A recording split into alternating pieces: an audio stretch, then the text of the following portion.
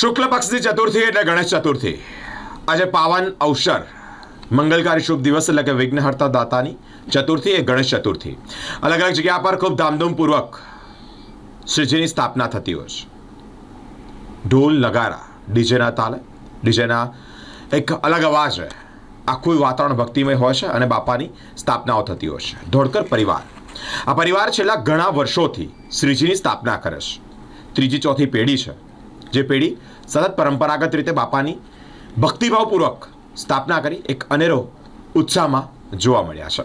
શાસ્ત્રોમાં ગણેશ ચતુર્થીનું વિશેષ મહત્વ રહેલું છે. આ તહેવાર દર વર્ષે ભાદ્રપદ મહિનાના શુક્લ પક્ષની ચતુર્થીના દિવસે ઉજવવામાં આવે છે. ભાદરવા મહિનાની સિદ્ધિવિનાયક ચતુર્થી એટલે ગણેશ ચતુર્થી ઘરમાં, સોસાયટીમાં, શેરીઓમાં, ઓફિસમાં 11 દિવસ સુધી ગણેશ ઉત્સવ ઉજવવામાં આવે છે.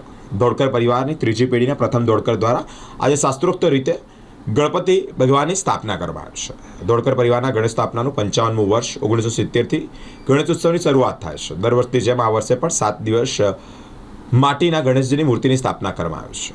આ વર્ષે પુણે શહેરમાં આવેલા ઐતિહાસિક કિલ્લા શનિવારવાડાનું ડેકોરેશન કરવામાં આવ્યું છે. ધોળકર પરિવાર દ્વારા 55 વર્ષથી માટીમાંથી બનાવેલી ગણપતિની સ્થાપના કરવામાં આવે છે.